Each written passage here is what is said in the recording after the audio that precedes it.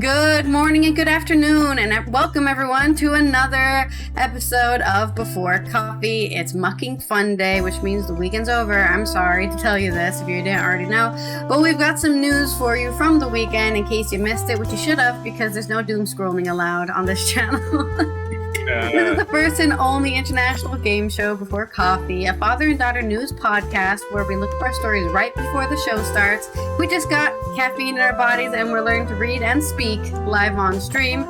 Let's get into those mucking headlines and spin that segue wheel. That's the game show part. Didn't play my music. Today on Mucking Fonday, which I need to open my stories because I was waiting so long. There they are. Hungary's Magyar seeks EU funds deal next week in Brussels. Plus, NHS nurses are not afraid to strike over pay despite review, says a union leader.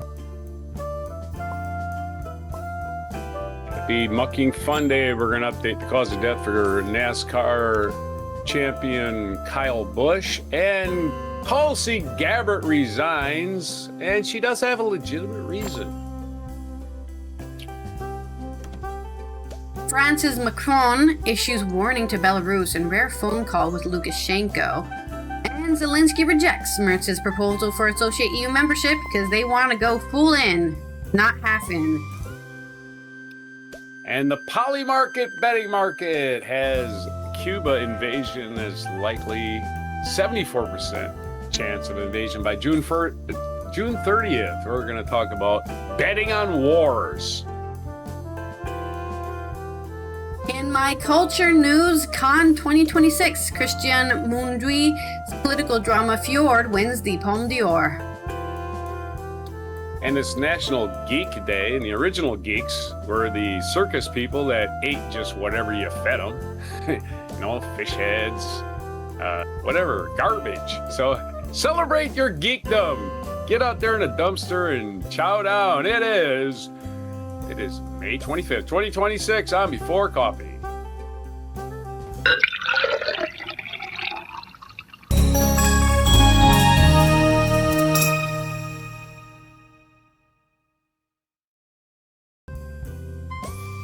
And we're back. Geekdom. I always used to say I'm a geek, not a nerd, because I was never really book obsessive, I guess to say the least. Yeah. That's not a word that was in the vernacular of anyone until the 70s. Yeah, and now it just means, I guess, people who are into video games, but they're stupid as well. Passionately into anything, actually, but it tends to be a video game. As somebody who's into video games and stupid, I can speak on the behalf of all geeks everywhere. The internet does not recognize the word geek as being anything else but a nerd who looks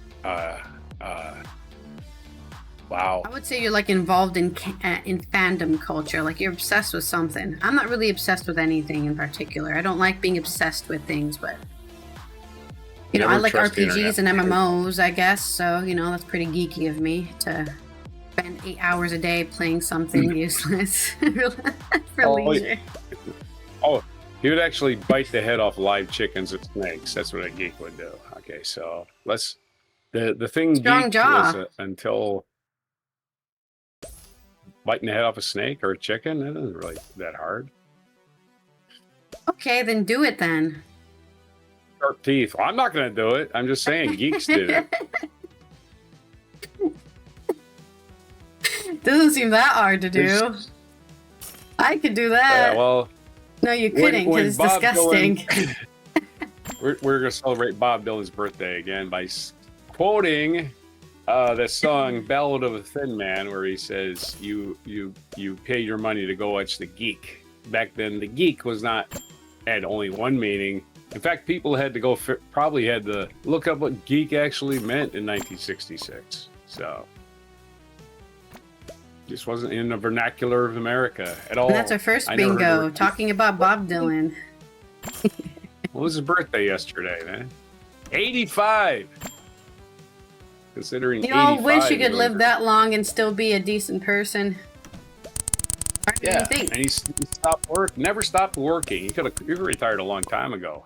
People thought he did. Oh, Bob Dylan is still around. They're like, are you kidding me? No, seriously, people like that.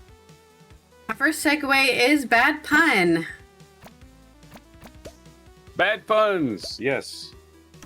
You know, a bad notebook here. And we're gonna go in our first story, which is from Hungary, with our new leader of Hungary, who is working on all that stuff that Viktor Orban is basically reversing from inside the EU. This is from Sandor Zíros on Euronews. Europe News. Peter Magyar said he hopes to reach an agreement with the European Commission next week to unlock 10.4 billion euros in recovery funds that were frozen under previous government of Viktor Orban as an August deadline nears. So basically EU works off of having everyone vote unanimously, and Viktor Orban was using that in his favor to block help for Ukraine and all sorts of things to get what he wants for his country or for himself or for Putin or whatever. He was using it against. So the EU tried to kind of counter this by basically saying, oh, you want to basically make sure that EU doesn't work? Good luck having any of those funds. You're not getting any. So now he's trying to unlock it because a fun fact for anybody who isn't Hungarian or aware of the Hungarian situation, they actually really, really need to be in the EU. That's why they never left. There's no exit because they actually need the EU to exist. They need the EU to be able to pay for things for their people. Get any sort of governmental support is all funded through the EU. And so they can't just leave because Putin's not going to give them any money. And that's why they were still in the EU, even after years of basically bogging it down with bullshit. Hungarian Prime Minister Peter Magyar said Tuesday, which was last Tuesday, let me look at my calendar, the 19th of May,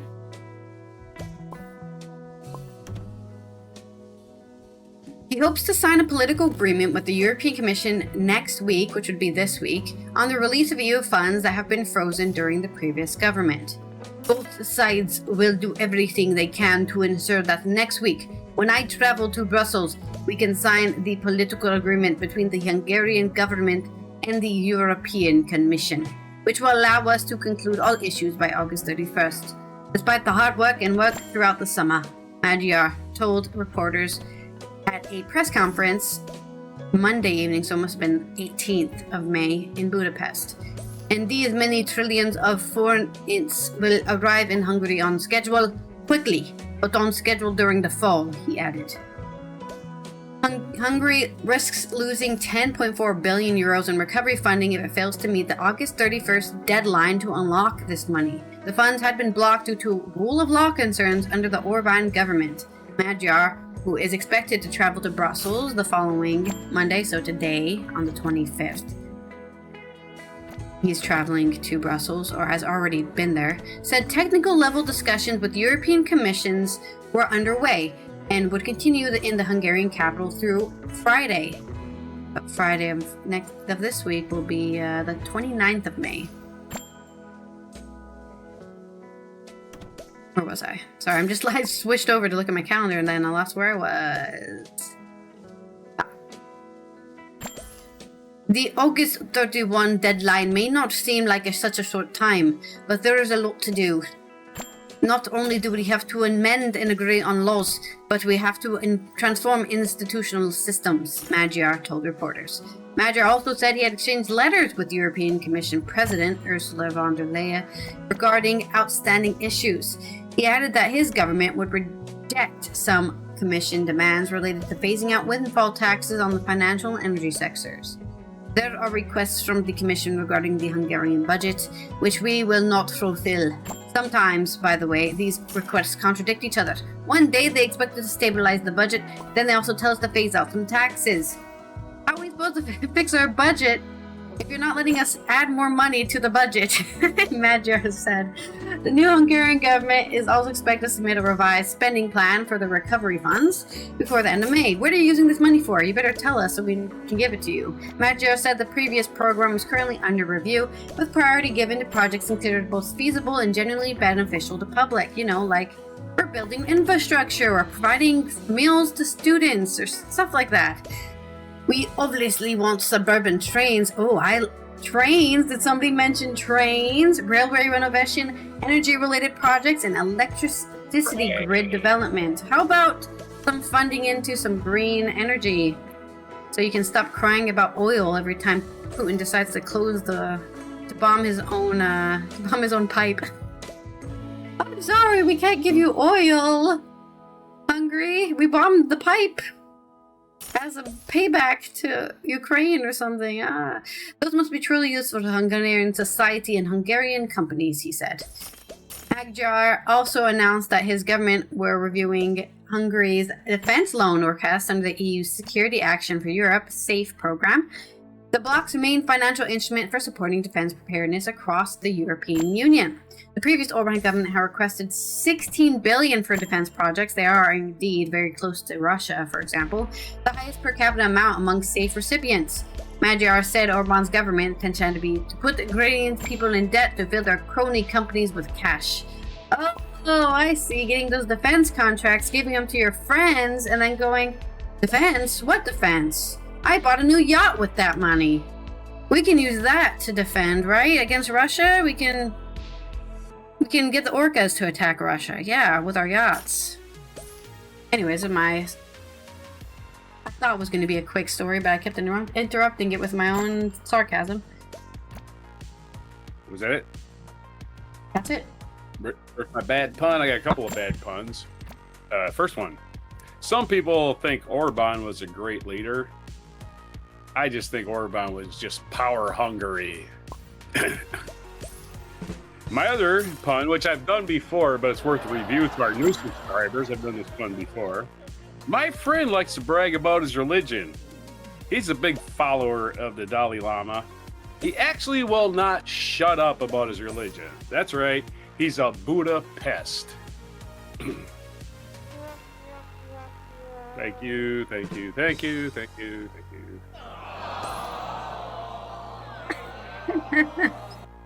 Painful puns. Thank you for your pun. I had to do the Budapest one again. It's so funny. He's actually a Budapest. Oh my. Next puns and next story is going to be about the NHS, also known as the National Health Service in the UK, in which the nurses are planning to go on strike, and they're not afraid to do it. This is from Storm Newton on The Independent. Nurses have entered a crucial pay review process with good grace, but remain not afraid to strike in the future, the head of their professional body has warned. Professor Nicola Ranger, General Secretary and Chief Executive of the Royal College of Nursing, indicated that targeted industrial actions could be launched against the NHS trust that failed to fairly uplift the pay of Band 5 nurses. What the hell is a Band 5 nurse? I'm assuming it means people with a certain amount of, I really need to know what that means. Sorry, I don't work in the system. Band 5 participation in rotation day and duties of the midwife area excluding special care. Okay, so Band 5 midwifery. They work as a member of the midwifery team, taking responsibility for clients and babies in the hospital at home. Midwife will be supported by an initial period of preceptorship, orientation, and embed their midwifery competencies and expertise. It seems like, I guess a Band 5 is just somebody who's working. They're not like a manager, right? They're not managing. They're not the head nurse. They're basically the core. I think a Band 5 nurse is like the core nurse, just like your everyday grunt worker nurse, and they need to get paid more, which I agree. Nothing's more unforgiving than I've been working for 72 hours straight, and I get paid, I don't know, £8 for this. I don't know how much they get paid. Professor Ranger describes the government's commitment to review every Band 5 nursing role in England as the best opportunity to elevate nursing in decades. A Band 5 nurse, they're just going to tell me, an entry-level position for a newly qualified registered nurse under the NHS agenda for change pay systems. Reminder, a lot of these people go into debt to become nurses and doctors and things, and then they get paid pittance for years until they're like, I finally was able to get a new position, but not everyone, right? If you think about it as a triangle, right? Not everyone can be the head nurse. You need you need these Band 5 nurses as the bottom bracket of holding the whole system up. And I think they should be paid more for it. And probably even paid more than everyone. I don't know. That's the whole thing about having managers, right? They need to get paid more in order for you to want to be a manager. Maybe pay everyone the same amount. That would definitely fix this issue. Just everyone gets paid the same. You're a nurse, you get paid, I don't know, £30 an hour, maybe even more, maybe 40, I don't know. I don't know anything about the economy of the UK. Everyone gets paid the same. However, the RCN contends that many staff remain at this level for years, even decades, despite performing duties that demand higher skills and greater responsibility. That's how they get you. Oh no, we need a nurse to do 5 jobs, but you get paid the same amount. The review announced in February means all Band 5 nurses are eligible for a reassessment, potentially leading to a pay increase, with the government providing funding to employers to cover these salary uplifts. The RCN is currently awaiting the final plan for the scheme's rollout, which is expected in the coming weeks, with implementation hoped to begin this summer, in quotations. It's already the summer, you better be starting now. We will be pushing this to be done well, but in a systematic way, and we will be part of the overall scrutiny as to how each employer is doing with the process, Professor Ranger told the Associated Press. You said pushing. I did say pushing. That's what midwives do. They tell you to push. Yeah, go ahead. The midwives? Yeah. She stressed the nursing form, that absolute backbone of this country, amidst the challenges like the cost of living crisis and global issues such as the war in Iran, insisting that the scheme is going to have to continue to stay on track. The midwives are definitely the backbone of the country. I mean, good luck having a baby without any help. Nobody's ever done that. Even when we were living in caves, other women were there to support you through your pregnancy. So, yeah, midwives are very important. Yeah. I've been to 3 of these things. The doctor doesn't do anything. No, the doctor Even I had to cut the cord. Isn't it your job? Aren't you paid for that? Doesn't the insurance? An OB doctor is just there to cover the very specific problems that could happen. Very specific problem. And also, they're the ones that have the what do you call it? If something bad happens, they're the one who takes the blame. That's what they're there for. Or the doctor in the room. Why did he do this or this or this or this to save the baby or save the woman's life? And then it's like, I'm just saying, that's what they're there to take the blame. That's what they're there for. Magic wand. Don't ruin my. They're the ones who are like, here's a drugs. They're the ones who are allowed to give you drugs. Right? A midwife is not allowed to say, here's some drugs. They're the ones that look in their big book of prescription medicine and solve your problem. Big book Professor Ranger reiterated assurances that the initiative was not about affordability, but about recognizing what was right. Given clear evidence that nurses are weighted in the bottom of the pay scale, there's probably 10 nurses for every year 1 doctor. There's probably 10 nurses for one of those, and they get paid less, probably because there's so many of them. She added, whilst I recognize that finances are more challenging, we do not expect in any way for this team to be undermined by those challenges. The RCN leader vowed to be absolutely clear and unapologetic in holding employers to account. The union's ambition is for the staff nurse role to sit at Band 6, inciting the precedent in Scotland where 80% of Band 5 nurses are undergoing a similar process were elevated to Band 6. Therefore, we have in our minds that the conversion rate should be, she stated. Should some trusts achieve a 70 to 80% conversion rate while others manage only a 5%, the RCN will identify these outliers and take actions. Basically, they're saying some places might have their entire nurse section be upgraded to a higher, promoted. Whereas there might be places who don't have that, and they're going to figure out why there's a place that doesn't have any improvement in their nurses, why none of their nurses are available for promotion. I can't speak. This opportunity is particularly significant because the funding for pay increases will come directly from the government, not from individual trust budgets. This is the first time that we can start to elevate nursing. It's not for the trust to worry about where the money comes from. That's for the government to agree and sort out. It's for the trust to be fair to the nurses. Simple as that, Professor Ranger asserted, promising the RCN would be very bold and strong on that. If they don't, we will take action against them. She is ready to fight for her fucking nurses. There's no immediate appetite for a ballot on industrial action as the RCN wishes to enter the scheme with good grace and give it a chance. The threat of strikes still remains. In fairness to the previous health secretary, this is a scheme that he has personally supported, and the part of this was to stop us from going on the picket lines. She explained, but we need to be really, really careful. We are deciding and agreeing to do that, but that does not mean that we are afraid to strike. Professor Ranger also issued a warning to the new Health Secretary James Murray, stating he faces tough challenge and will fail if he does not adequately value nursing. The Department of Health and Social Care spokesperson commented, nurses are the backbone of our NHS and deserve to be properly recognized for the vital work they do. No, properly paid, I believe is what you meant to say. We can recognize them all we want. I don't think recognition is the problem here. Remember COVID? We're all clapping.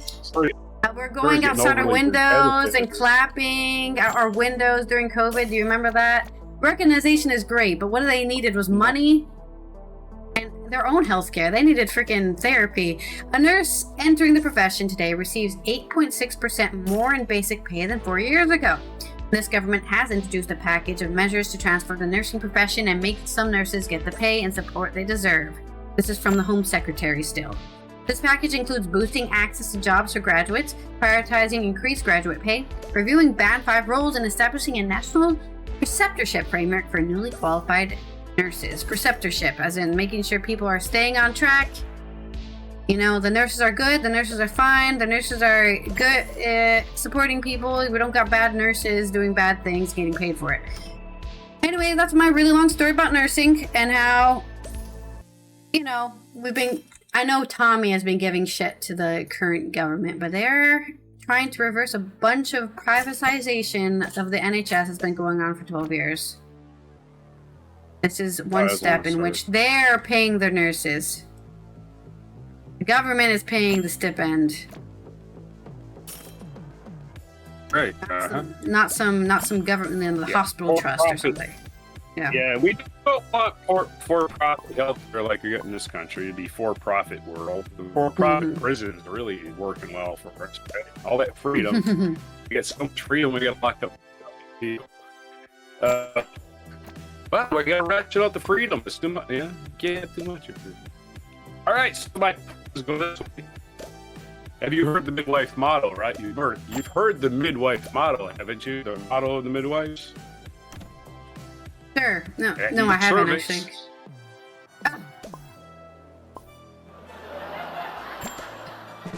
Oh God. Next pun. The expectant mother was in labor and couldn't reach her birth assistant. That's right, she was having a midwife crisis. Oh wow. Your puns are great.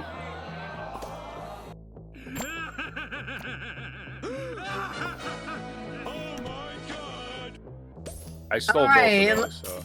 It's okay. Nobody here. The great thing about us is that we're not AI people, which means that we're going to tell you that we stole this from the internet. Unlike the AI, the ChatGPT will not tell you. Hey, I stole this from I can't call it plagiarism. Did you know plagiarism? Stealing a joke is a phrase. You stole a joke. I just heard that in the park. Yeah. Yeah. Plagiarism. People steal jokes all the time. Forever. Yeah. I mean, forever. Yeah, most comedians. In fact, Richard Pryor would just get a Bill Cosby's act when he was, because you know what I'm saying? Because it was no internet, nobody could say, "Hey, it's Bill Cosby's act." Nobody saw Bill Cosby. Anyway, our next segue is accurate metaphor and simile for your story. Stories. I don't remember if you have multiple or not. I got two. I'll just do two. One is, I guess we'll talk about Tulsi Gabbard. None of this is really great news. I mean, it's not a great thing when you're director of National National Intelligence testifies before Congress. Maybe we should play that clip, maybe later this week. She was asked a question, was Iran... I'm looking at the National Intelligence Assessment, and it says Iran's nuclear capabilities were destroyed. Is that your assessment that Iran's nuclear capabilities and that this had to be done, and that Iran actually posed a threat? And she, instead of answering the question, she said that the president decided that. In other words, she was afraid of perjuring herself. She was against the Iran war. She could have resigned right then and there, right? Not sure why. Probably because she works for Russia. That's always been a thing.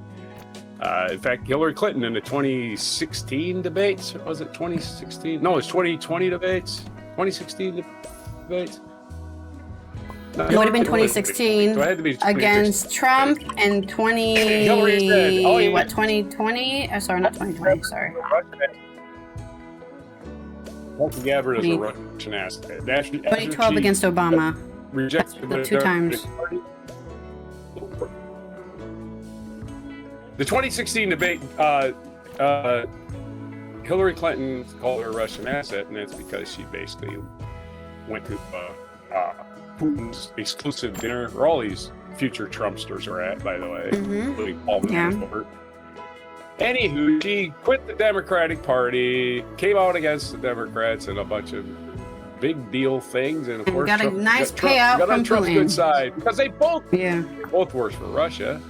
And she was made the National Security Director in this administration and National Intelligence Director. And she has resigned for other reasons. But she did have 2 legitimate reasons to resign. One was she was opposed to Iran, and she was ignored, just like the other guy that resigned. I forget his name. He's a MAGA idiot, too. But this lady has resigned for personal reasons. Tulsi Gabbard. This is from... I just realized I had no backbone and I sold my soul to Putin. No, actually, her husband has cancer, so that's not the reason she's resigning. So it wasn't about that at all. Apparently, she has a legitimate cover story. I don't want to fortunate because that's not fortunate at all. If you're or done yet, that's the story. Gabbard resigns. Tulsi Gabbard announced Friday that she's resigned as President Sticky the Clown's Director of National Intelligence, one of the most oxymoronic phrases in the world, to support her husband, who is battling a rare form of bone cancer. That doesn't sound good. In the letter to Diaper Donnie, Gabbard thanked the president for the opportunity to lead the officer director of National Intelligence, but she needed to be there for her husband after he had stood by her for so long. Her strength and love has sustained me through every challenge. I cannot in conscience face this fight alone. I continue demanding and time-consuming position. I guess not. Of course, been in trouble since she got the job. Gabbard was confirmed by U.S. February of last year, was an outspoken for U.S. engagement abroad. The former Democratic congressman from Hawaii had shifted her political alliance, going from a candidate for presidential nomination in 2020 to a stalwart Stinky the Clown supporter and conservative media personality. Gabbard was the first Hindu elected to the House of Representatives in 2012. She's a Hindu pest, not a Budapest. That's right. I was also a combat veteran and a former lieutenant colonel. She was also this is a combat veteran, former lieutenant colonel, Army Reserve. Yeah, she was in the Army Reserve. She was lieutenant colonel. I don't think she say combat veteran.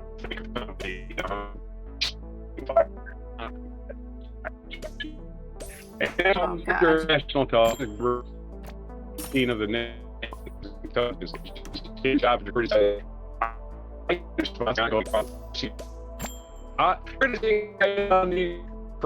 Russia. What are you taking Ukraine side? They got invaded. That's why we're taking side. As a member of the House, they got attacked by somebody. She drew backlash. She's a Russian plant. She's always been a Russian plant. During her confirmation hearings, Gabbard faced criticism about her lack of experience in intelligence, or intelligence for that matter. I was in the Army. I was in the Army Reserve. Okay, Army Reserves. You're in a national. Yeah, I mean, come on. Army Reserve. Nothing against anybody that's in the Army Reserves, but claiming that you're, oh my God, just being in the military qualifies me to be the director of national intelligence. It's like, that's the low common denominator. She's barely qualified. I don't even think she's qualified to have a national security clearance. Her time is also the times tailors during Israel's North Korea Gabbard told Congress the intelligence community did not lead Iran's building a nuclear weapon. That assertion was at odds with Stinky's view. The Stinky said on June 20th that Iran would have weapons within a matter of weeks or the matter of months. Asked about how his comments contradicted Gabbard, he said, she's wrong. Okay, anyway, there's Tulsi Gabbard calling it quits. She has a personal family reason to do it. But I would have more respect for her if she would have resigned like that other asshole, Joe Heck, or whatever the hell his name, Jim Heck, Dash Rip Rock, whatever that guy's name was. He isn't worth it. Joe Heck? Is that his name? Joe? What the heck? Joe, what the heck? His middle name is what the? Anyway, yeah, I'm happy to know who none of these funny. people are. So, I don't know any of these people. Well, he's the national. What was he? He's the guy that resigned right after the Iran war started, like 6 weeks ago, whatever. Okay. 13 weeks ago, whenever. He resigned right away because his. I don't know. He had principles of some. You know, MAGA fool. That's your deal. He's just a MAGA fool. Okay. The deal where I dropped my pen and can't find it because of this chair. Looks like her sails furled tightly against the relentless wind.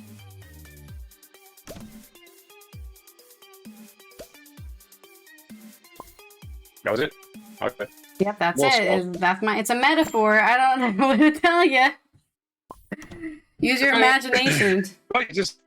You pause like there was a second part. That's all. So, like, we're going to talk about the tragedy.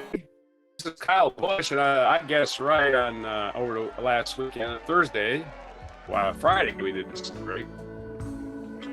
But NASCAR driver Kyle Busch, and I said, "Oh, it sounds like walking pneumonia." And was the diagnosis Kyle Busch cause of death? Doctor reveals critical missed warning sign. And I said, "Your warning sign is really bad sniffles."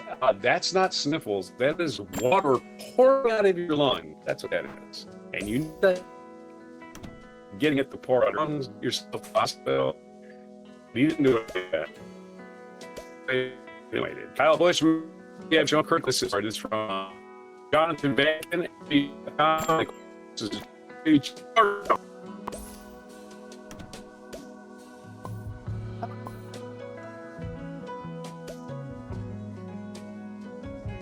Oh no.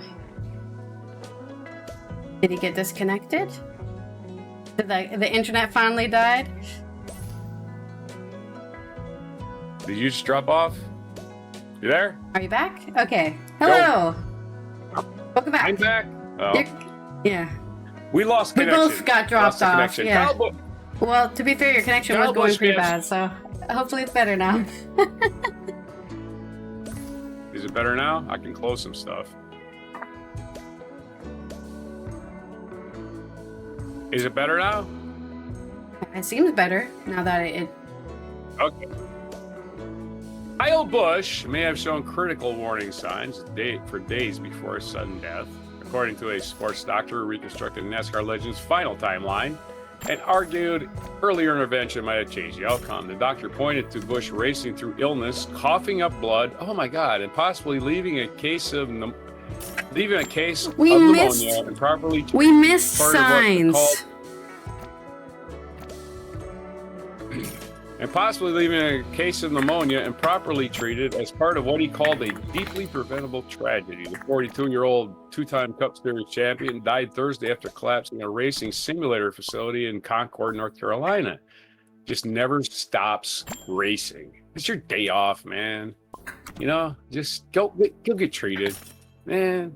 His family confirmed the cause of death, severe pneumonia that progressed into sepsis. Sepsis is a blood infection.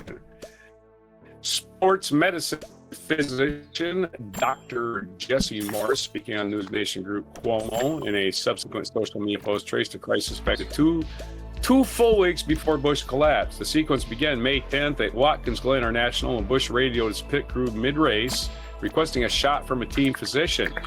Morris, in our video analysis Sunday, said that radio call pointed to either an antibiotic or cortisone injection to manage what doctor believed to be walking pneumonia. Wow, I should be a doctor. I'm serious. I diagnosed this on Friday. Maybe I should be a pathologist. I don't want to be a pathologist. That's why I'm not going to be a doctor. I ain't cutting up dead people. Sorry, ain't happening.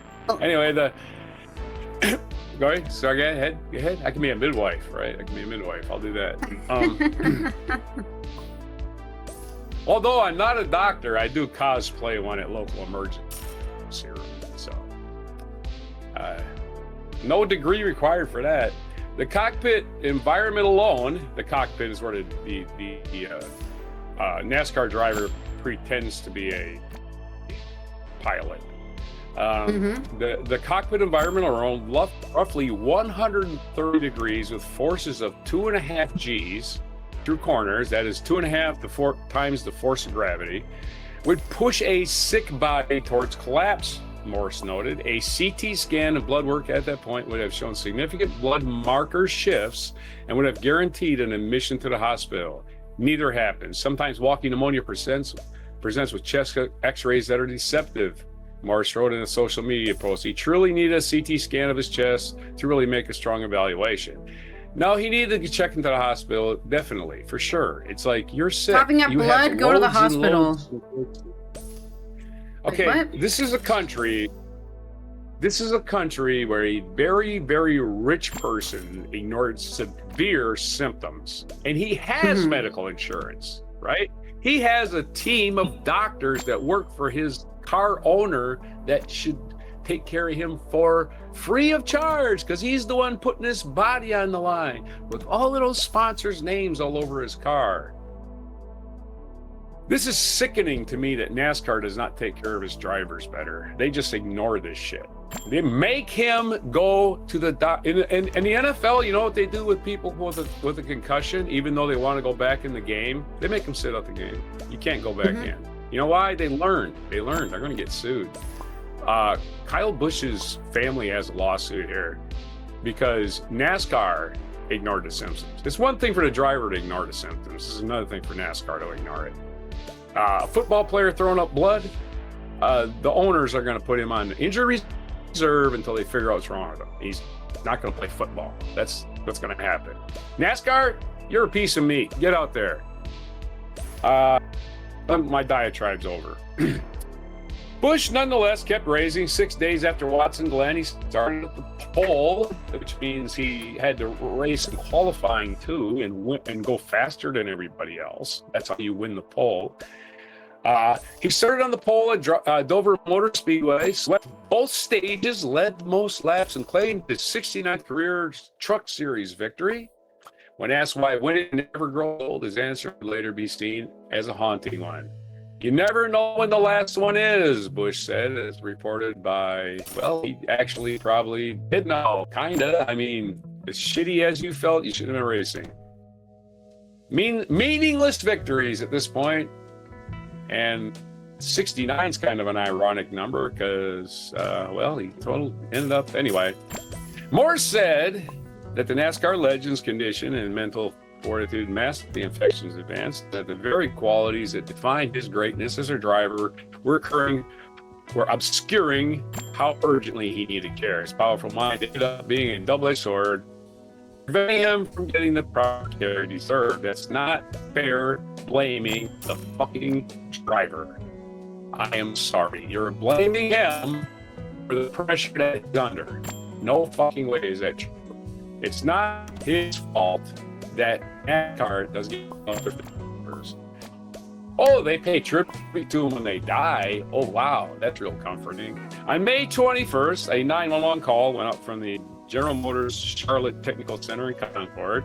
The caller described a man on a bathroom floor, conscious, but deteriorating, overheating, coughing up blood, and unable to breathe normally. Moore said that by that point, the pneumonia had almost certainly entered the bloodstream. Once an infection turns septic and spreads systematically, the body cannot contain it. Hospital admission with IV antibiotics 2 weeks early would have stopped the chain entirely, Moore said. The healthy 41-year-old elite athlete does not normally die from simple pneumonia. There's several things we're missed here. His 63 Cup victories ranked 9th all time. Busch won the Cup title in 2015, 2019 with Joe Gibbs Racing and compiled 234 wins across NASCAR's 3 major series. He's won all 3, by the way. Not very many drivers. He might be the only one to have done that. He's survived by his wife, Samantha, and their children, Brexton and Lennox. Go to a child naming clinic, please, people. You said that last time, too. I know, it's just, please. I mean, okay, whatever. Try to find that one on that little, card with the license plate. License plate, my name. It ain't on here. I could even find Allison half the time, and it's a popular name. I know. So, yeah. We are evil people. We are evil for doing that. All right, there's your story. Let's have us a metaphor for a race car driving, a guy with a really dangerous occupation where he could die at any second because he's going 200 miles an hour on curves, but he dies of something else. So... Well, as everyone knows, pneumonia looks like a thief in the night, stealing your breath and clarity. And also, I want to say this is an epidemic that a lot of people have to deal with, which is a really weird one. And that's the idea that there's men out there who just refuse to get checked out. Right? There's this. You are a pussy. If you admit to that, you're a pussy. Apparently.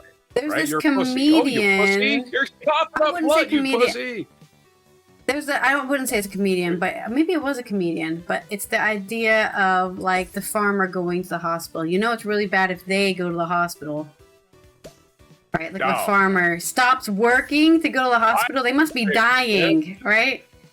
Which is it's funny, but it's like sad, right? It's sad that there's people out there, human beings, who are dying of things that could be cured because of this weird machoism or pride or something like, I'll get over it. Yeah, I'm coughing up blood. You do realize coughing up blood is not normal in any circumstance.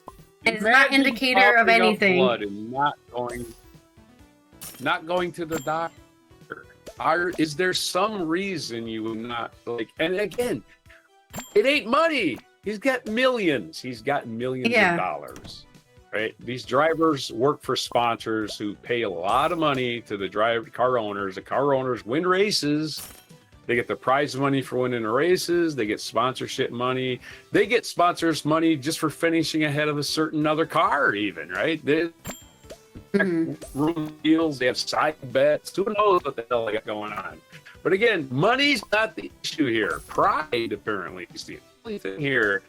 And NASCAR, you have a driver abuse problem. NFL sued over it. NFL gets sued over driver abuse. Again, you're the best player in the world in the NFL, playing on the turf for more than 3 or 4 seconds, they take him out of the game. If he's just laying there, doesn't matter if he's just laying there going, cussing out his lineman for getting him hit, right? Yeah. Doesn't matter if he's laying on that turf for a couple, 3 seconds, the referee says he's got to leave the game because the NFL's not sued over that shit. So I hope they sue NASCAR. I hope they shut these motherfuckers down. Make them, if you want to have a car, contest, racing contest, the drivers own everything. The drivers are the one putting everything on the line. That's the way it used to be, folks. The drivers would be independent contractors coming in. I'm racing this weekend, motherfuckers, try and beat me. That's the way it should be. Damn it. Let's do that. Let's get back to those days. Fuck NASCAR. Fuck NASCAR. It's a big business, and they're killing their own people. Seems a bit radical, but okay. I'm sorry. Anyways, do you have another story? No. What are you talking about? They're doing Oh this. no, that They was your ignored second the one. symptoms You're right. As much as Yeah. California did. I'm not a ignored the lawyer, but symptoms, I just don't what see they any. do. Where was the proof that NASCAR specifically was like, you better get on that race track? I don't care if you're coughing up blood. There's no proof of Overall that. culture. Their overall culture. You understand that part, right? Okay. Their Yeah, overall I rules. understand, They but also they don't have any there are way plenty checking of people who drivers hide with their dehydration. sickness because they don't want to get taken out either. Just like Right. you know, those people that are pulled out of the games, they don't always have concussions either. But at least the NFL takes them out of the game, puts them in a tent, and examines them. That's what I'm talking about. After every race, every driver gets a "How are you doing physically?" exam, not on to the next town and the next abusing my body for 6 hours inside of a Sadly, 130-degree car. sad things like this have to happen for those kind of regulations to occur. It seems. I mean, just like what we talked about last week with regulations on air pilots, right? A huge crash happened, and they're like, "Oh, maybe we should regulate our planes." That's an idea. It does. Our next segue does happen. is haiku. Can you imagine NASCAR being hauled in front of Congress? Could you imagine that? Oh my God, Congress doesn't. They have no business in this. But yeah, they do. You're killing people. Anyway, sorry. What did I spend? Haiku. Haiku. Our next story is coming out of France, in which France has spoken to Lukashenko, the leader of Belarus, in a rare phone call. And he's issued warning, hey, you better watch out, because once you choose Putin's sides, you're probably gonna have to go down with him. This is by Abby Fenbert on the Kyiv Independent. French President Emmanuel Macron warned Belarusian dictator. I love that. This is why I love reading Ukrainian papers, because they're like, he's a fucking dictator. Just like Putin's a dictator. Anyways, Belarusian dictator Alexander Lukashenko not to escalate his country's involvement in the Russian war against Ukraine during a phone call on May 24th, a source close to Macron told Agence France Presse. The reported call comes amid mounting speculation that Belarus may enter the war in support of Russia. And once that happens, somebody's going to have to join the Ukraine. I don't know who is going to join them, but once it becomes multiple countries joining in, they already have multiple countries joining in. North Korea is unofficially joined in. They signed a freaking military treaty. Earlier, Belarusian state media also reported that the leader spoke via phone, saying that the call had been initiated by the French side. The conversation marks the first recorded direct contact between Macron and Lukashenko since the start of Russia's full-scale invasion. Macron emphasized the risk for Belarus if it allows itself to be drawn into Russia's aggression war against Ukraine, the French source told the AFP. He also called on Alexander Lukashenko to take the necessary steps to improve relations between Belarus and Europe. The call comes less than a week after President Vladimir Zelensky warned on May 20th that Russia may be preparing a new offensive against northern Ukraine with the help of Belarus. Shortly before that, Minsk announced it was taking part in a joint nuclear weapons drill with Moscow. Oh great, then they're going to start shooting nuclear weapons at Ukraine. That will take them out. Want to live in the bunker full time in Ukraine. While Belarusian troops have not directly participated in combat operations against Ukraine, Minsk allowed Russian forces to use its territory as a staging ground for Moscow's full-scale invasion in February 22. In case anyone's wondering why Belarus got sanctions as well, it's because they basically participated in the invasion without sending their own military. Belarusian territory has also been used for Russian missile launches and drone attacks throughout the war. The night before Macron's call to Lukashenko, Russia launched a massive aerial attack against Kyiv, hammering the capital with nearly 100 ballistic missiles. The strike targeted the city's cultural and historic core, damaging museums, schools, and government buildings. The attack involved the launch of the Intermediate Range, or SNIC, ballistic missile, a new weapon system that Russia has deployed to Belarus. The scale of the attack and the use of the Orshnik has further stoked fears of Belarusian escalation. Andriy Demchenko, spokesperson for Ukraine's border guard service, said during the state-run telethon on May 24th that there is no current troop buildup on the border with Belarus. If we talk about the line of our borders, then fortunately, as of the moment, we do not record any movement of equipment, weapons, or personnel in the immediate vicinity of our border of such accumulation. Demchenko said that though he warned that the intelligence units have reported increased pressure from Russia on Belarus to join the war, Macron has previously said that Europe and Russia should engage in direct dialogue regarding the war in Ukraine, including talks with Russian President Vladimir Putin, who has basically denied being in even the same room as Vladimir, in the same room as anybody that would tell him to stop his war, because he's already put all his chips on the table. He's not stopping for any reason, even if he kills himself.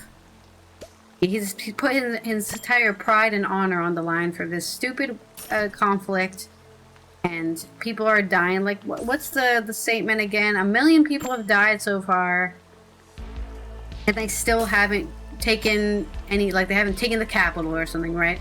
They've only taken the outskirts. And the only thing you can think of is, like, they just want the sue for peace to get annexation, and Zelensky will not let that happen, and that's probably why they're trying to get him out, take him out of the situation, so some weaker ruler can say, okay, you can annex us. We give up. Zelensky is not giving up. Yep. In his lifetime. In December 2025, Putin said technical work was underway to lay the groundwork for such discussions. Macron's last phone call with Lukashenko took place on February 26th of 2022, just 2 days after the Russian launched the full-scale invasion of Ukraine. So that's the last time they even spoke to each other. And it's, I don't know. Somebody needs to join Ukraine in the fight, like, directly at this point, because it's incredibly unfair that Belarus and North Korea and probably even China have been helping Russia, but then EU was like, oh no, it's so hard. Well, of course it was because of Hungary and Latvia. They were the ones who were like, oh, we can't help Ukraine because Putin will be angry at us and then he won't give us his oil. No one gives a shit about your oil, Latvia and Hungary. No one cares. Anyways. No. Give me a haiku. Belarus. The old Belarus story again. I won't go away. Here's my haiku. Lavashenko, Putin's Belarus butt boy, on his knees for Vlad.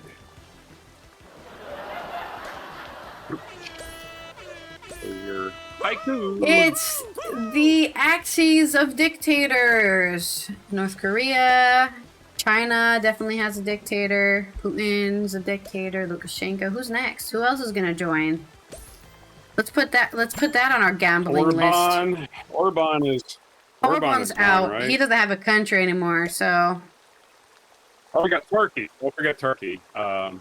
Erdogan. Turkey's gonna join.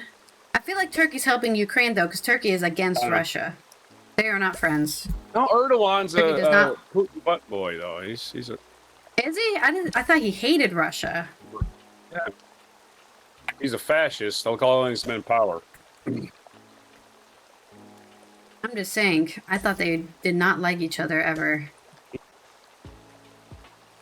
Oh, Turkey's been kind of a... Relations between Turkey and Russia is rather cyclical. Oh, that makes sense. Ottomans and Russian empires were very adverse and hostile. Been numerous Russian-Turkish wars. Try to extend their reach to the Balkans, which is quite close to Turkey. I'm reading. I have to read the whole article. Do you think I can just... I'm not ChatGPT. I have to read the whole thing. No, I would like to just... just pull it out of my ass. No, I would just like to spin the wheel and do next story myself, but yeah. Oh, well, that's not... Oh, so when I go on a tangent, it's a problem, but when you do it for 5 minutes, it's okay. All right. Anyways, next story. We're going to talk about Zelensky, since we're already talking about Ukraine, in which he has denied this, proposal for associate membership from Merz, which we talked about, I think, last Friday, because he wants full membership and he's not taking anything less. Yet again, another point that he's not taking anything he doesn't deserve. So don't even try to look for peace for Zelensky. Peace for Zelensky is get the fuck out of Ukraine. It's from Jones Hayden on Politico. Ukrainian President Vladimir Zelensky on Saturday, which would have been right after our story we covered, the 23rd of May, rejected a German proposal to grant Ukraine associate membership in the EU because it would leave Kyiv without a voice inside the bloc. There can be no complete European project without Ukraine, and Ukraine's place in the European Union must be complete, full, and equal, Zelensky said on a post on Twitter. It is important to open the clusters on negotiating areas, he said. It is important to make meaningful progress in negotiations. It is important to work on 100% for security for our people, Zelensky stressed. German Chancellor Friedrich Merz had suggested that Ukraine should be granted an associate member status in the EU, would come with benefits such as participation in meetings of the European Commission and European Council. European Parliament President Roberta Metsola on Thursday, the 21st of May, where was I? Appeared to endorse the incremental approach touted by Merz, arguing that the EU candidate countries could be granted access to a single market customs union, the roaming area, Erasmus, and Horizon. How about military weapons? How about kicking Russia out of our country? Do we have access to that? That's the only thing they're interested in access to. Programs and steps a long way to full membership in the bloc. In response, Zelensky also sent a letter to EU leaders late on Friday, the 22nd of May. Sorry, I have to keep on looking at a calendar because I don't remember what days these were. Late on the 22nd of May, emphasizing that Kyiv was pressing ahead quickly with the reforms needed for full EU membership, while also acting as a bulwark against Russian aggression for the whole of the 27-country bloc, Reuters reported. If you don't think they're not going to invade anybody else and they're just going to take Ukraine, you've got another thing coming. We are defending Europe fully, not partially, not with half measures, Zelensky reportedly said in the letter. It would be unfair for Ukraine to be present in the European Union but remain voiceless, he said. The letter was addressed to European Council President Antonio Costa, European Commission President Ursula von der Leyen, and Cypriot President Nikos Christodoulidis, whose country currently holds the rotating presidency of the Council. Ukraine submitted the EU membership bid days after Russian President Vladimir Putin launched his all-out invasion, February 2022. Ukraine was granted official candidate status a few months later, with accession negotiating kicking off in 2024. But, like we talked about on Friday, for anybody who wasn't here for our Friday show, the EU is already trying to fast-track their joining along with Moldova, who's also very reliant on Russia without the EU support. So they're trying to fast track it. They're trying to get this stuff situated and set in stone so that they can hopefully get Ukraine in by 2027. That's the idea. But that is all up to actually fitting the bill, because if they don't fit the bill, they can mess up the economy of Europe. They can mess up the, I want to say, the cooperation within Europe. I mean, just look at what Hungary has been doing. But they were in before, right? They were in before Orban was in power, and then Orban came back into power and brought all his Euroscepticism and anti-EU shit, and then that messed up the entire system. So I guess that's the problem here. They need to fundamentally change Ukraine in a way that they will accept as a country, not just as a president, right? Joining the EU. And then they don't have to worry about somebody taking over after the Zelensky and then messing it all up. I think a lot of the EU has a kind of Brexit.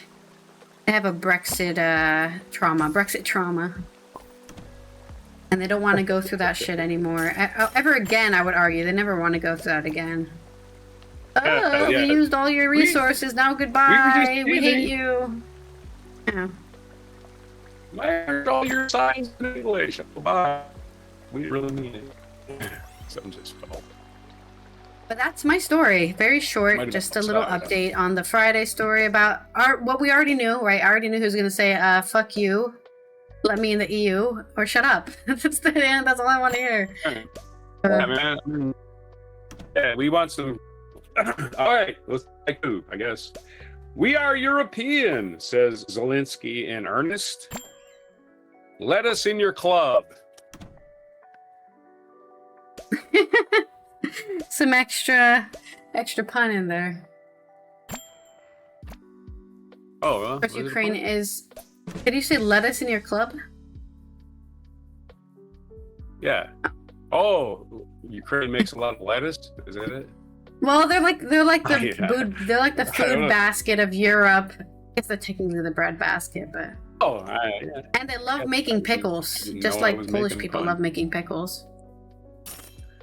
Anyways, thank you for your haiku. Love getting pickled, so... Love pickles. And let's roll our next segue. I was already on the right computer. It's already on the right computer. Segue wheel. Have you heard of... Let's see the segue. I did read a little shorter. Since modernly, Turkey and Russia have been the opposite sides when it came to Kosovo and the Armenia genocide and the Bosnia genocide. And, you know, Russia shut down their jet. They're also trying to broker peace with Ukraine and Russia.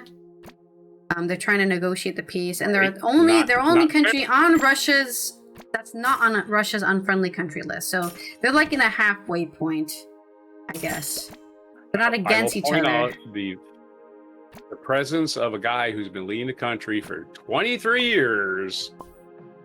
Let you in on he favors that type of leadership, the autocrat, right? Mr. Autocrat and Mr. Autocrat got together, the Autocrat Club, and did autocrat things. So that's how that works. I'm just saying, you know it, right? What happened in Hungary? They finally got rid of the autocrat. Let's do a government instead of just this guy telling us a bunch of shit, and we can't vote him out because he rigged the elections. This is the way Sticky wants it in this country. He wants to be. He was an autocrat. He's an autocrat. Autocrat. It's a club. It's like 15 autocrats in the world, right? And they're all patting each other on the back and exchanging, you know, stock tips. So let's get on with the poly market story, because odds are our next segue is associate. You haven't associate. Odds are you have not made a bet on poly market. I'll take that bet. AI Invest.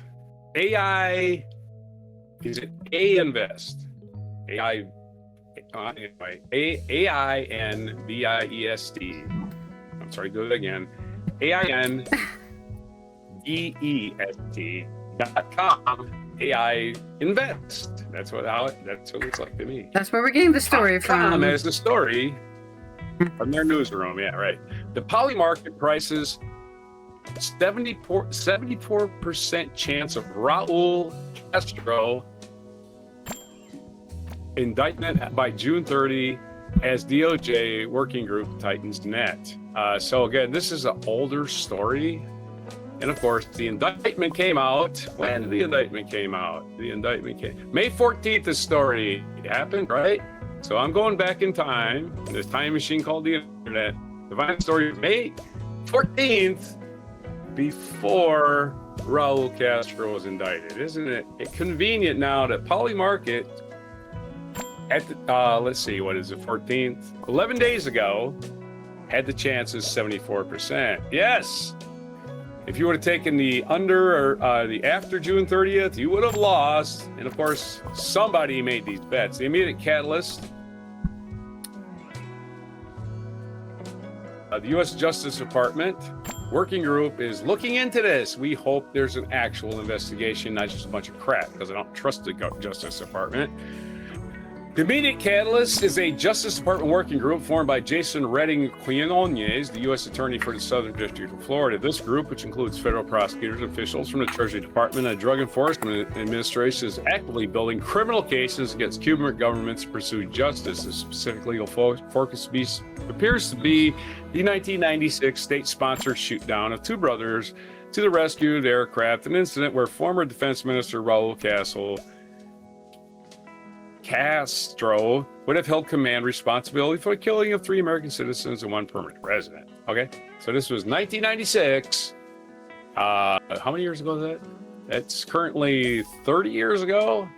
This move is unfolding against a backdrop of high political pressure. Cuban-American lawmakers, including a Congresswoman Maria Elvira Salazar, have formally urged the DOJ to reopen the case and pursue charges, framing it as a historic injustice that must end. At the same time, Stinky has reportedly suggested Cuba's communist regime is on its death throes. Well, probably, I would say. But I will point out that Obama tried to open up Cuba and everybody lost their shit.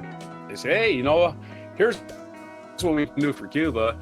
We can start selling them cars. Nope.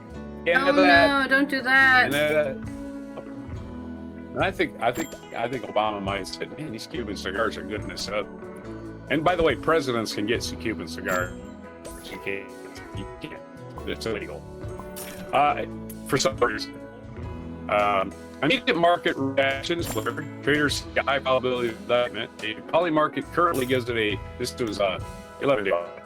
Currently gives it a 74% chance of indictment by June 30th. Everybody who made that bet won. With a volume of nearly 90,000, this isn't a speculative bet on a future policy shift. This is a direct wager on the DOJ's working group delivering a formal charge within weeks. The setup is binary and time-bound, creating a clear catalyst for volatility. So again, betting markets got the insides poop. They got it. They know they got the inside poop because who's betting on this? This is what the Department of Justice. I thought the Department of Justice was investigating poly market. So sorry, they aren't investigating poly market. They're investigating Castro, which a guy who's going to die literally minutes from now, like minutes. Yeah. His minutes on Earth are less than 10,000, right? That many. Okay. The act of arresting him will probably kill him, right? In fact, he'll probably go out guns a-blazing. That's what I would do if I was 94. Guns a-blazing. Come and get me, motherfuckers. I think it's weird that we can arrest other countries' leaders, even if they are dictators. I think that's weird. But that's like what America seems to do. Didn't we arrest the Argentinian? There's been trials held in The Hague for world leaders. The United States didn't do that. Well, did they arrest anybody, or they just had a trial? The tangible there's people. I've never heard of them arresting people. There was a guy that died during his trial. The leader of Milosevic, or his name was. You can look it up. Slobodan Milosevic, I think, died during his trial at the World Court. I'm not making it up. The guy from Serbia, I believe it was. Serbia, one of them countries. I'm not making it up. He died during his trial. I'm not saying you're making it up. I don't know why you're defending yourself. Like I said, you're making it up. I didn't say anything. You don't have to say that. It's not like you're laughing. It's all you're laughing at. I was pouring water. Oh, I can't see you. So there you go. Yet the tangible financial impact of the Cuba-related assets is likely to be minimal. The island is already under severe economic sanctions. Blah, blah, blah. We're going to invade Cuba. The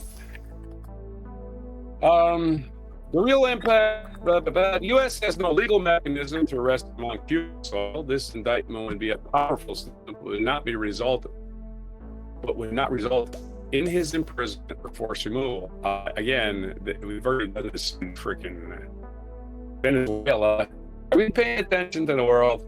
Because we already did this in Venezuela. We had an indictment, by the way, from I think it was way back in the Obama administration, perhaps. Indicted this guy who took over for Chavez. It might have been the Biden administration. I think the Biden administration had arrest warrant out. So there is precedent for this. Recently, the event's value is diplomatic weight, not in any immediate financial and operational consequence of Cuba's state economy. That's your opinion, dude. The thesis hinges on a single clear execution signal. The first formal indictment announced the public statement from the DOJ working group. So this is explaining the bet and how it would pay off. Okay. And it already paid off. If you made that bet on the war starting, it has paid off. So they're kind of getting into the rest of the story to make it sure it's getting into the minutia of how the bet plays off and what would trigger the bet being paid. And the actual indictment, which has already happened. So we already know it's been paid off. This is an older story. Hopefully we got us you can associate this with something, probably with some more recent stories, right? I'm associating this with my question, which is the ICC has never arrested anybody sitting in power. Oh, really? Specifically, I looked it up. According to Factuality, which is, I guess, my source for this story, people have been 76? I saw a number earlier. 65 former heads of state have been arrested by the ICC or their own countries. I mean, Trump was arrested by the U.S. after his first presidency and indicted, right? That's why he's, a felon. Indicted. Convicted felon. Four different grades. He's a convicted felon. Indicted. But it's according to Factuality, it's very, very common for this. Former leaders is very, very common, but a sitting leader being taken out and replaced with a different leader, is very, very rare. And like I said, it did happen. Where was it, Argentina or where El Salvador? I can't remember which country. Venezuela. They took a sitting leader out of office and replaced them with somebody else. That's what happened. At the beginning of the year. Although he did lose the elections. So his leadership was very usurping. Which he still, by the way, they still are usurping, and nothing's changed in that country as far as leader. The woman that won the election is still an expatriate. Yeah. So that for me that is the gray area of like what gives another country the rule of law to come in and say we're replacing you with this person. That's the gray. I'm not saying it's bad or it's good. Police. I'm saying it's a very weird gray area of international control, I guess, or international cooperation to be like, we're taking this guy out of his seat. Right. This is why psyops were created.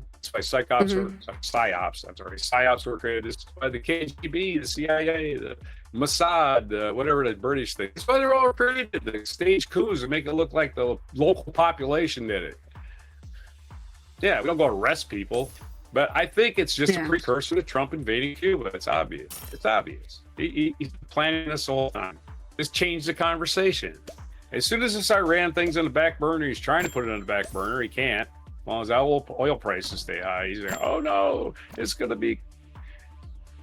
He'll make Cuba to change the conversation from Epstein again. That was my only story for the second half. I guess I give you some applause. And just to add to my association here, or my tangent, I guess we're going on now, is the people who study this stuff, right? International law and relations and all diplomacy and political diplomacy. They, as experts, say that immunity for sitting heads of state cannot be removed because, like, this is why, right? Because you can have countries that do have the power to just be like, you're arrested and we're taking you out of your chair because we're arresting you for a crime. And it's like, nope, sorry. You have to wait until they get out of power because it can be used for good or evil. That's what the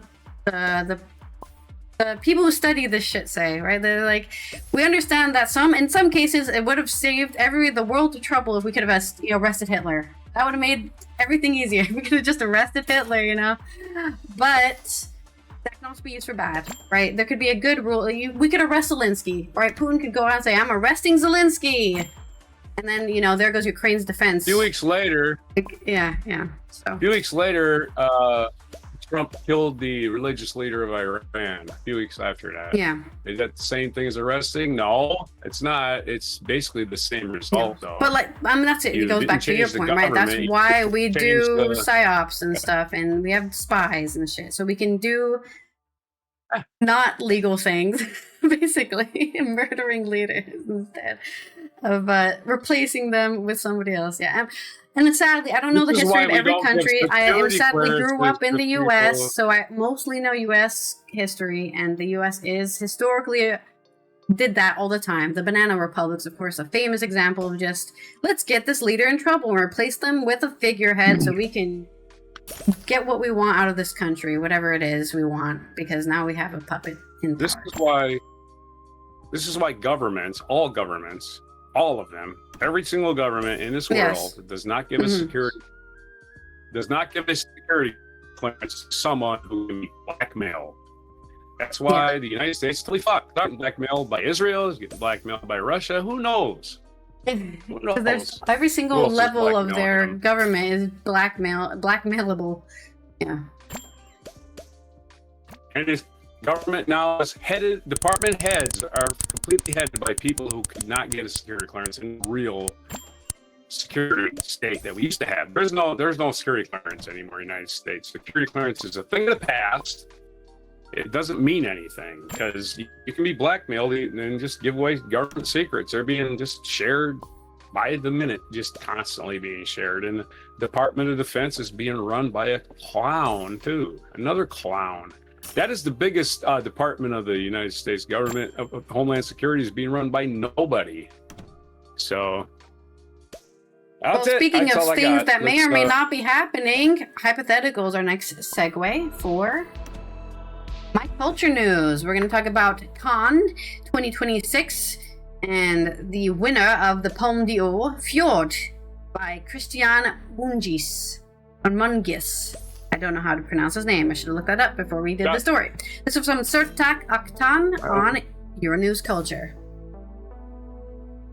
The winners of the 79th Cannes Film Festival have been announced at the closing ceremony last Saturday on the 23rd of May.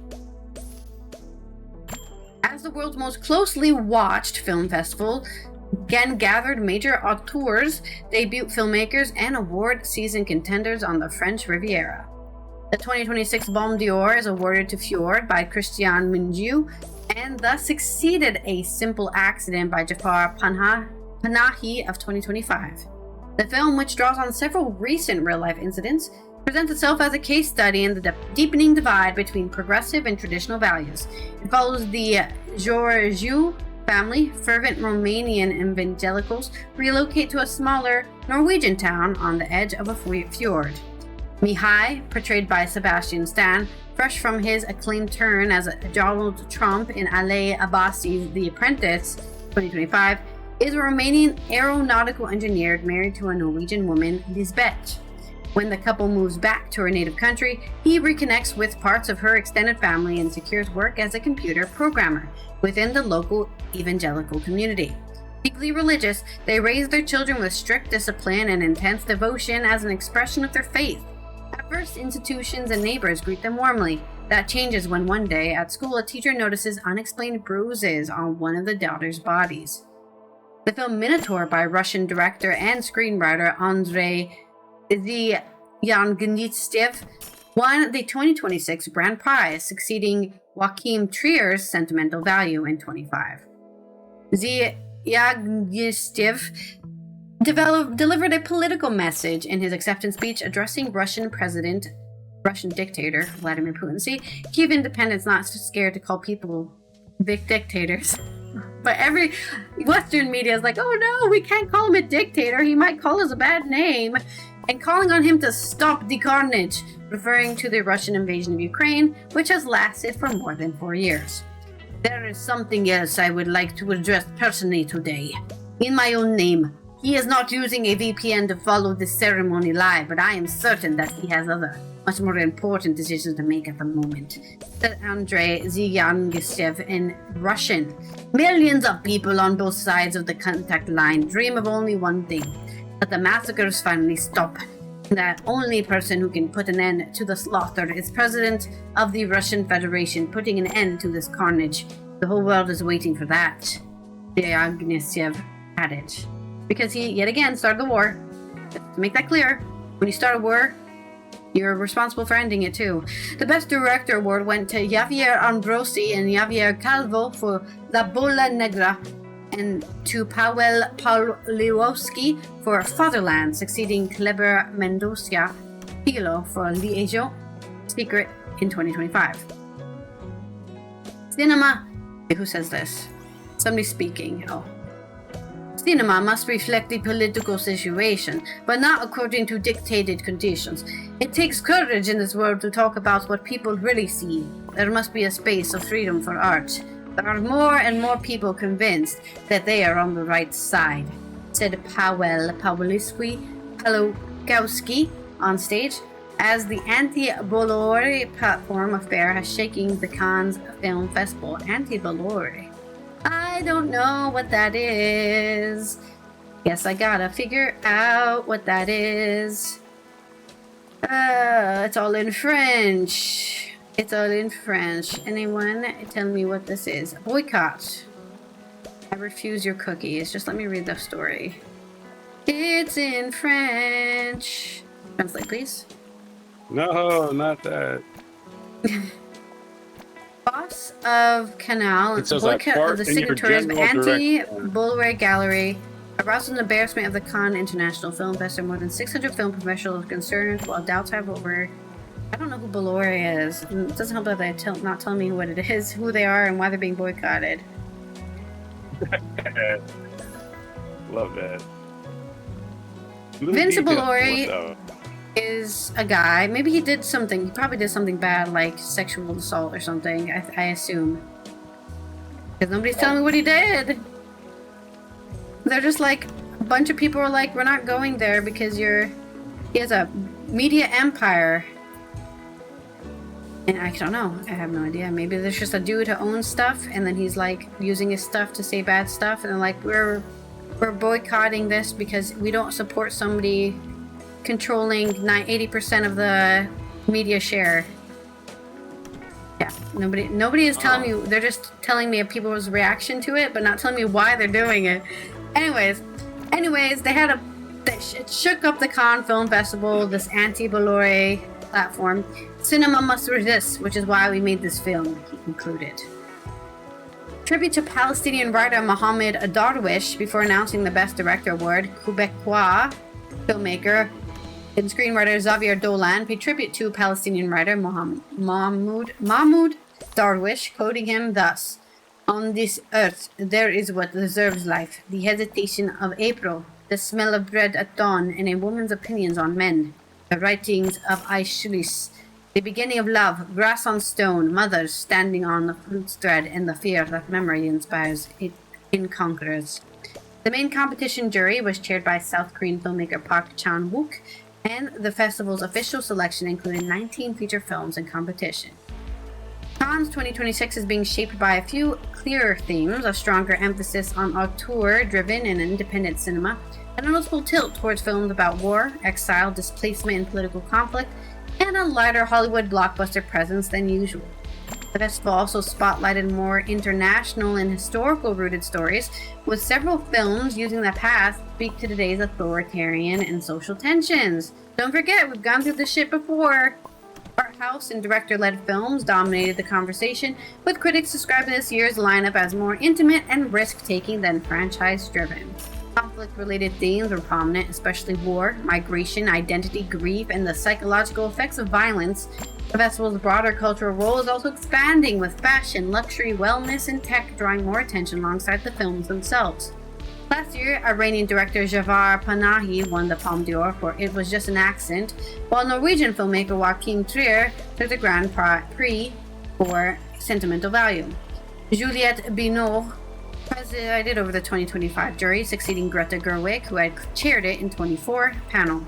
The 26th edition also featured Teenage Sex and Death at Camp Miasma by Jane Schoenbrunn as the opening film for the Un Certain Regard, underscoring the festival's ongoing mix of established names and new voices. So I guess what Euronews Culture is saying, or I should say, what was the name of the author again?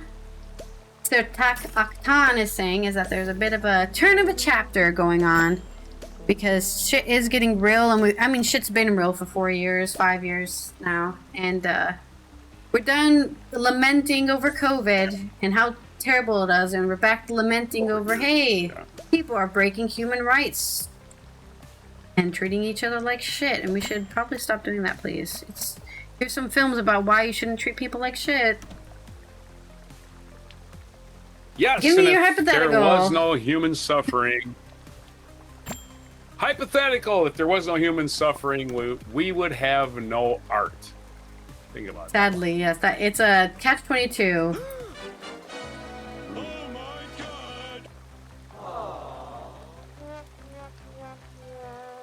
There can be human suffering that isn't, forced migration, dictatorships, war. You can suffer in smaller ways, like I stubbed my toe, or my girlfriend broke up with me. My mom doesn't love me. Stuff like that. More personal suffering can also occur. It doesn't have to be global economic downturn, because let's start wars for no reason. Human suffering.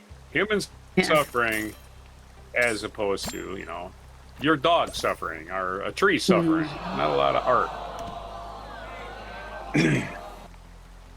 All right, let's roll our next segue for this day in history. That's the reason we roll through it. We don't have to go too far. Also, remind me what time I was starting this thing you wanted me to edit. Oh, you already told me. Never mind. 57. You wrote it down. It's fine. Oh, okay. I'm going to give you some sarcasm for this day in history. Some sark. We're getting some sark out of you. Well, that's easy to do. A lot of dumb shit happened on this day. The 1787 U.S. Constitutional Convention opened in Philadelphia. The United States government used to have a constitution. Good old days. 1810, having severed ties with Spain and the viceregal government, the Municipal Council of Buenos Aires established an autonomous government. Buenos Aires, yes, in Argentina. 1878. American entertainer Bill Bojangles Robinson, best known for his dancing roles with Shirley Temple, was born in Richmond, Virginia. So happy birthday to the guy who was always dancing in those black and white movies, one of your first talkies in the early 30s. Look at me, I'm Shirley dancing. Temple was I'm the biggest star in the world. Yes, Bill Bojangles Robinson, that's his nickname. 1889, aircraft designer Igor Sikorsky was born in Kyiv, Ukraine, Russian Empire. It was the Russian Empire, which is old Vladdy wants to make it that again. He misses the good old days. Another guy that misses the good old days. 1935, Jesse Owens set 3 world records and equaled one other at the meet in Ann Arbor, Michigan. The American track and field standoff. If you don't know what Jesse Owens is, he made a fool of Hitler. Hitler was like, oh my God, American black man is kicking it. He won 4 gold medals in my Olympics that we're going to say we're the master race. That made him look stupid. 1935, American baseball player Babe Ruth hit his 714th and last home run of his career. He retired later that year. What team did he hit his last home run for? A lot of people don't know this, but he ended his career not with the Yankees, but with the Boston Braves. Oh dear. Babe Ruth's career started in Boston, ended in Boston. Just like Hank Aaron started in Milwaukee and ended in Milwaukee. It's kind of a symmetry Sometimes there. you gotta go back home, yeah.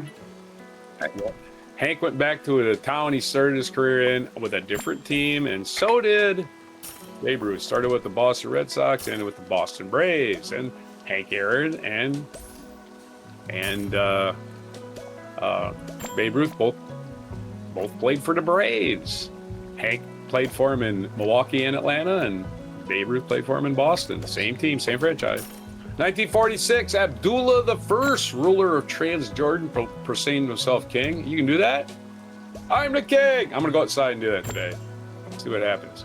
1961, in a speech before Congress, John F. Kennedy, the President of the United States, committed the United States to land a man on the moon by the end of the decade. Their goal was achieved on Apollo 11, 1969, in July. Just under the wire, but he wasn't there to enjoy it. Nixon, of all people, got to enjoy it. Isn't that sad? 1969, also happening on this day in 1969, Midnight Cowboy was released in the theaters. The drama, which starred John Voight and Dustin Hoffman, went on to become the only X-rated film to win the Academy Award for Best Picture. So, X-rated for a lot of reasons. 1977, George Lucas space opera film, Star Wars, was released, launching one of the most successful and influential franchises in motion picture. And George Lucas still milking the hell out of that cow till this day. Oh yeah. Milk it and milk it and milk it some more, Georgie boy. Putting his great-great-great-great-grandchildren through whatever royalty school they go to in those, in the future. Whatever it is, when they, the gold-encrusted lives of these people that have way too much money and too much fame. George Lucas, printing money since 1977.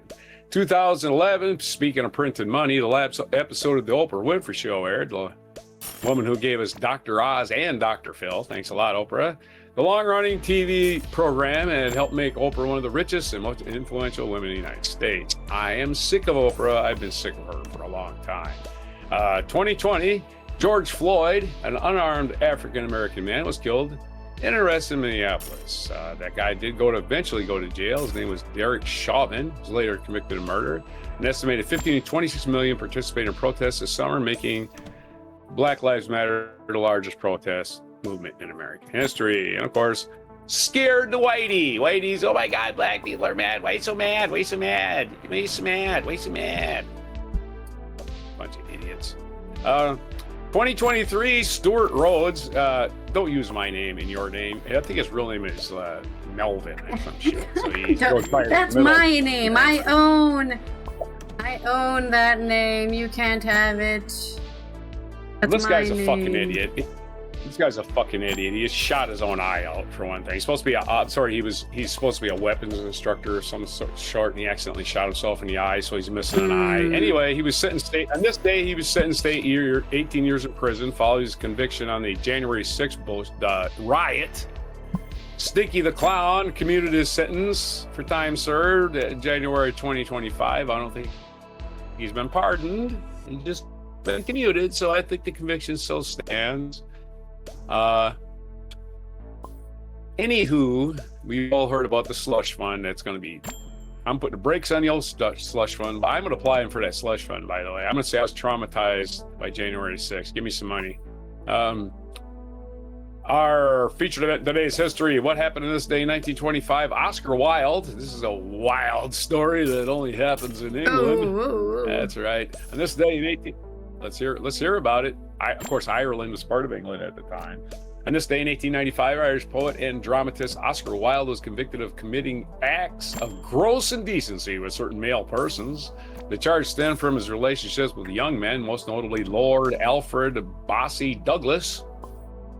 While serving most of his 2-year sentence at Reading Gaol, the subject of his final work, The Ballad of Reading Gaol. Hey, you lock up a writer, he's just going to sit down and write. He probably didn't mind it that much. In 2017, Wilde was among those thousands of gay and bisexual men posthumously pardoned.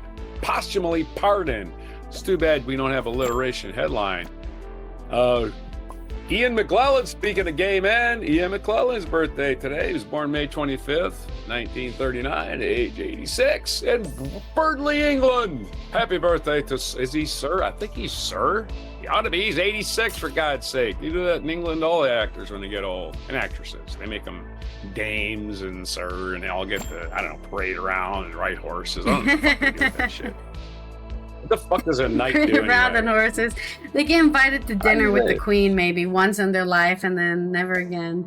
Or I guess king now. Yeah. I think you're what famous celebrity do we have on our Lord and Ladies list that we can invite to the 32nd year of being rich? Other birthdays today that you're not Ian McKellen or anyone else that's sadly I'm not listed already. I wish I could be Ian McKellen. He sounds like he has a great life. 86, pretty old. He's a year older than Bob Dylan. On 1887, get that on your bingo card. 1887, Padre Pio, Italian priest and saint, was born. Robert Ludlum. I've read his books. What does he write? I'm trying to think of something he's written. They get made into movies. He was born, he's 99 today. American author. Other American author, Raymond Carver. Born in 1938. We did Ian McClellan. Brian Urlacher, American football player, born in 1978. And let me tell you about Brian Urlacher. That is the best college football player I have ever seen in person. And why do I say that? Because a long time ago, we lived in El Paso, Texas. The New Mexico Lobos football team used to play them every year, right? New Mexico comes to town. And not a big football power or anything, but they had one player that was really good. His name was Brian Urlacher, 6'4", about 250. And UTEP won this game. They won the game going away. But Brian Urlacher was the best player on the field. He played 6'4", 250 is the size of a linebacker, a guy that's behind the line and he tackles people and hits people. But he didn't just play that. He played safety. He returned punts, and he played wide receiver for the New Mexico Lobos. He was drafted in the first round by the Chicago Bears, and I hate the Chicago Bears, but I always liked Brian Urlacher. He is in the Hall of Fame. So happy birthday to Brian Urlacher. The anecdote I wanted to say was he was returning punts, and on a punt in the football, if you're not familiar, in American football, a punt is the ball gets it's fourth down, and you're kicking the ball to the other team. You failed to advance the ball enough. You're getting rid of the ball. You're kicking it to the other team. So Brian Urlacher is back there to return this punt, this really high ball, and he's near the sideline, goes over by the sideline, and here comes, these players running full speed on the other team, running down this little guy. I'm going to hit the punt returner. Hits Brian Urlacher. Here's Brian Urlacher. Here's the punt guy running down. Brian Urlacher catches the ball by the sideline. Poof! This guy runs into him and falls down like that. Urlacher steps out of bounds. That just happened. The guy's laying on the he's like Kyle Busch, laying there, basically in the same symptoms. His life is over. Basically, it's like get that guy off the field and notify his family. No, I'm just kidding. He didn't kill him. But anyway, that's hyperbole. Anyway, Brian Urlacher's birthday, a national day today. It's my last birthday. I had to get that in. I didn't realize it was his birthday. He's turned. By the way, he's born in '78. Born in '78, he's turning. What does that make him? 44? He's that old already. 48. 48? Yeah, you were there when he graduated, basically. Yeah. I was there when he was a senior in college watching him play football. That had to be like, wow, what year would that have been? 99 or something. Okay. Woof. Anyways, our national days today. National Wire Day. It might have been 2000 or 2001 even. National Wine Day, not wire. If you're wired, maybe get some wine. It's National Wine Day, not the kind where I want more stuff. Not that whining. It's National Wine Day. Stuff you drink. Memorial Day, it's a day in America where you remember people that aren't here anymore, particularly we got some white wine. I'm not sure it's really just veterans. I think it's just people that you want to remember. And it's Towel Day. Towel Day, of course, has to do with Hitchhiker's Guide to the Galaxy. That's right. It says, don't panic on it, so that's how I know. Don't panic and bring your towel. National Tap Dance Day. National Missing Children's Day. National Brown Baguette Day. National Geek Pride Day. Geek Pride Day. If you got pride in being a geek. It's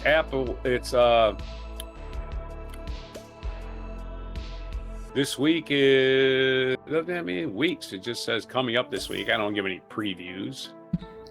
But that's your days. Get excited for these days this week. I can't get too excited. Oh my God, tomorrow's National Pickle Day. National Mole. I get so excited. National Tap Dance Day. I wanted to make that sure. National Missing Children's Day. Okay, all of those things. We don't want to shortchange the missing children. That's a real horrible thing to have your child gone. Horrible thing. But at least we do have the Hitchhiker's Guide to the Universe, which says, don't panic. Don't panic. Towel Day commemorates the work of author Douglas Adams, most known for his series, The Hitchhiker's Guide to the Galaxy, which turned into a movie, of course. And was a big old hippie thing. Hippies love to talk about it. Thank you for all the smoke fish. Your weed. And thank you for all the fish. Yes, ma'am. That's it for today. All of it for Monday, May 25th on Before You Panic. Wine. Before you don't panic. Oh, that's right, wine. Before your wine day, yeah. Before wine. Wine, get ripped and don't panic. They'll keep you from panicking. It's quite a long time. We're quite a long way from Before Wine, right? That's our other show. That's our other show, our other podcast. After wine. It was just me sleeping and drooling on myself. Did I ever tell you this story? Yes, you have. Well, I'm going to tell you again. You're my best friend in the whole world, Daddy. What? Donnie. You're my best friend in the whole world. All right. I also realized on Friday I forgot to talk about the weekend's International UN observances, and there's also a week starting today. So it's summertime. Let's get excited. On Saturday, it was International Day to End Obstetric Fistula. What the hell is that? Well, the UN is going to tell us because it is a terrible. It's something that happens. Well, obstetric is pregnancy, so it's something that affects both pregnant people and the baby or the fetus growing inside. Every maternal death, 20 to 30 women suffer severe complications and lifelong disability from this, which is why we want to end it. Around 500,000 women and girls live with obstetric fistula worldwide, down from 2 million 2 decades ago. So we're working. It's working. We are working at reducing it. So we need to keep going, keep trying, and hopefully we can continue doing that. What's it called again? Obstetric. That's how you say it. Obstetric fistula. Like like an OBGYN. Obstetric. What is it? I don't know how to say it actually. What it actually causes it. $500 for. It doesn't say what causes it. It's probably just something that happens. I was making a joke. There's something that happens because here we go. It's a hole between the birth canal and the bladder. And rectum. Oh, that sounds serious. That's not good. You have a bunch of stuff linking inside your body. You don't want that. You want things to be where they belong. Okay. On Sunday, It was International Day of Markhor. Markhor is the indigenous mountainous goat, which is eaten by a lot of people in Pakistan and India and Afghanistan, also the Caucasus regions, Turkmenistan, Uzbekistan. Who needs meat from a cow or a sheep when you got the goat? The Markhor has crazy horn variations. They're spirally horns, very cool. There's approximately only 5,700 worldwide. And they can have these up to 63 inches corkscrew-shaped horns, very long, and they're good at mountains. That's 5 feet. They can climb between 600 and 3,600 meters in elevation, and they are the national animal of Pakistan. So celebrate the Markhor and its part in our biodiversity, because even if you don't eat them, they're still useful for eating those trees up there on the mountain. I'm not eating them. It's also World Football Day. So if you love sports and kicking that ball in goals, a lot of people all over the world play this game. It's the easiest game to play because all you need is something round and like 2 people. You can play it with 2 people. Yeah, and you need a field somewhere. 40-acre field. You can play it. You can play it in the street, even, right? You can just, this past that line. That's the goal. You don't. It's an easy game, and that's probably why it's so globally loved all over the world. Yes, you can practice. So You can practice hours and hours and hours by yourself and get really good, and you don't even have to. Yeah, kick against the right? wall, do tricks, you know, dribbling, flick balls behind you, balance it on your nose. Football's loved and beloved, and I think that is something to celebrate. Not FIFA. I'm not going to celebrate FIFA. I used to but be I'm gonna really celebrate good at that. being able to play a game with your friends easily. Sorry. When I was a kid, I could keep a soccer ball in the air for quite a while because I did play soccer a lot. But I gave it up, man. Juggling. Became. I could never do those tricks, and I always thought people learned those tricks just to show off. So I never wanted to learn them. I was like, what a show off. I was really good. For this week, we are celebrating from the 25th to the 31st of May for the United Nations International Week of Solidarity with people of non-self-governing territories. That's people like Guam, for example. Right? They don't have any self-governing. They are a territory of the United States. Puerto Rico, famously, also they have like local governance, right? But at the end of the day, right, there's somebody else making all the, says how much taxes they get, right? So let's celebrate the 8 member states: Australia, Belgium, Denmark, France, the Netherlands, New Zealand, the United Kingdom, and the United States.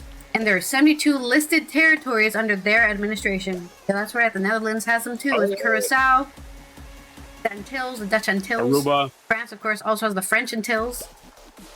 Aruba, Aruba, Dutch. So plenty of places that are self-governing, but still under the purview of other countries. And a lot of them are in our islands, which is interesting, right? Because they're just out there in the middle of nowhere. Just being an island. Yeah, I guess we'll look after you to make sure you don't fight each other. I don't know.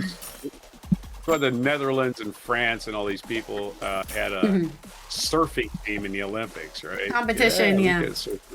Just get somebody from Saint Dominique or whatever, or Saint Martin. They held it in the French. Yeah. Where'd they hold it? French Polynesia or somewhere is where they held the surfing. Did they? Oh, okay. I didn't know there was French Polynesia. That's news to me. I thought it was in the Antilles, Something but like I guess some French. Well, the Olympics were in France. I don't know, some French territory they held the surfing. But that's long enough for our show because we're just going to talk forever, and that's all my UN observances today. Thank you, everyone who is here for our Mucking Fonday, and I'm sorry that the weekend's over, but we'll be back tomorrow for some good news on Good Tuesday to re-enlighten your hope in humanity in the world. But make sure you're following on Before Coffee Podcast on Twitch, on Before Coffee Podcast on YouTube, because when that number goes up, you make us happy. And why wouldn't you want to spread some happiness around? Yeah. Yes. And on YouTube, you got to look for that subscribe button, because sometimes it's sitting behind the bell. You click on that bell and it'll say notifications. You got to kind of look for that subscribe button, and they don't make it easy anymore for some reason. Yeah, so make sure you're also clicking that bell and turning on those notifications so you know when you go live and post a video. And here is our mic drop moment. Well, that's all the time we have.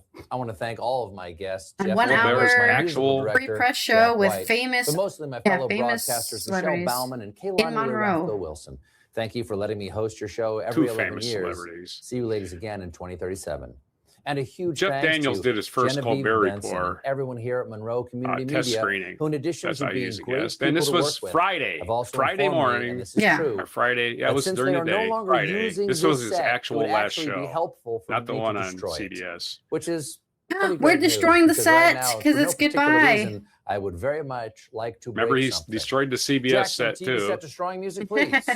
He threw that chair. Musical director Jack White, native of Detroit. Of course, this is in Michigan. So this one goes out to Detroit. Only in Monroe, which is I think they need bigger hammers. South of Detroit, north of Toledo. It's right on. Oh, he got the glass. That's easy. Jeff, if you'll do the honors. Put it in the trash. Sure. Look at that. Nice. Pour that gasoline. Now, obviously, safety first. That's kerosene. Before we spark this bad boy up, you always have to check with the fire marshal. Gasoline is a to make vapor. sure You do not that it's use okay. gasoline to start a fire. Marshall, you can set yourself on fire. Are you okay if we light this up? Steven, Marshall here. Marshall Math. You are absolutely clear to burn that mother down, bro. That's so funny. Literally Marshall. Also Michigan native. Wow. Yeah, of Right. course. He's from Detroit as well. That's what 8 Mile is about. That's a wrap. Thanks for Working at watching the Only car in companies Row, and shit. If you watched any of my other talk shows over the years, thanks for watching those too. Until Yeah, There's you're the two welcome. permanent see each hosts other on the again, left there. The I'll two be permanent only hosts on the here, left there. You gotta only watch the whole on- show. It's funny. It is the only funniest in show I've seen in a Monroe. while. Only in Monroe. Thanks. There's I mean, roll credits. the rally against reason and or fear was a pivotal part of my life. Back in like, what was it, 2012, 2008? I can't remember when. I think it might have been 2008. I could have gone to it too. It was in DC. I could have gone there, but I don't know.